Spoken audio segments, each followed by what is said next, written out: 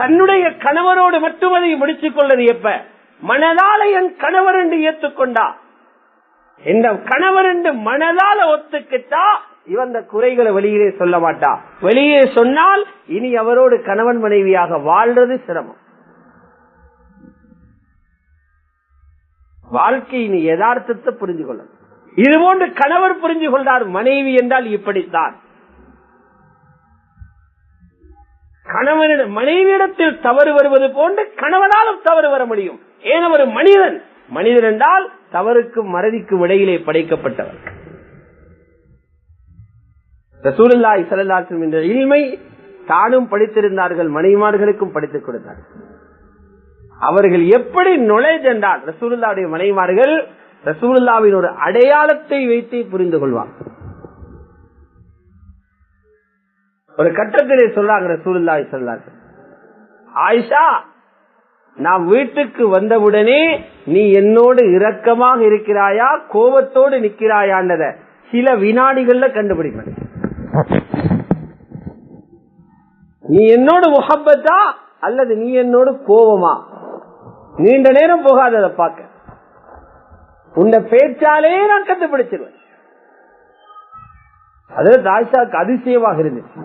அட, இரக்கமும் கோபமும் மனசில உள்ள உண்டல்ல, அதை எப்படி வீட்டுக்குள்ள வந்து ரசூலுல்லாஹ் கண்டுபிடிக்கிறான்? எப்படி கண்டுபிடிக்கிறான்? யார் ரசூலுல்லாஹ் அது எப்படி என்று கேட்டான். இன்றைக்கு ஒரு கணவர் மனைவி கோபமாக இருக்கிறார் என்பதை பேசி கண்டுபிடிக்க தேவையில்லை, வீட்டுக்குள்ள வந்து கண்டுபிடிச்சிருவார்.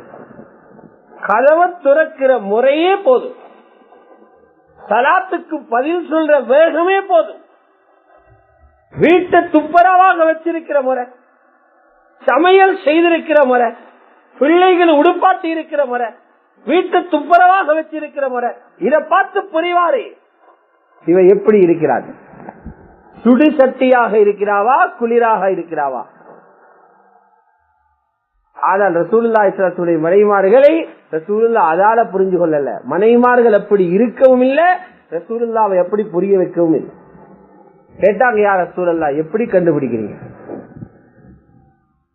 சொன்னாங்க, ஆயிஷா, நீ பேசும்போது உன்னோட வந்தோடு நான் கதை பண்ணல. அரபிகள் 3 வார்த்தைகள் பேசினால் 4வது வார்த்தை சத்தியம் செய்வாங்க. வல்லாஹி பில்லாஹி தல்லாஹி என்றெல்லாம் சத்தியம் செய்வாங்க. என்னோடு இரக்கமாக உள்ள நேரத்தில் வரப்பி முஹம்மது என்றுவாய், முஹம்மதுடைய ரப்பின் மீது சத்தியமாக.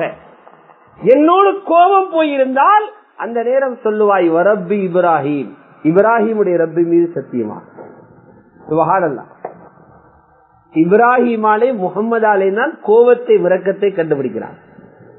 வேறு கண்டுபிடிக்கிறதுக்கு வித்தியாசமே இல்லை. கோபத்திலேயும் விரக்கத்திலேயும் அடுத்த எல்லாத்திலையும் சமமாகவே ஹஜ்ரத் ஆயிஷா நடந்திருக்கிறார். உணவு கோபத்திலும் விரக்கத்திலும் ஒரே மாதிரி, சிரிப்பு ஒரே மாதிரி, வரவேற்பு ஒரே மாதிரி, கதக்கிறது ஒரே மாதிரி. எப்படியான மனமான வாழ்க்கை வாழ்ந்திருக்கிறார்.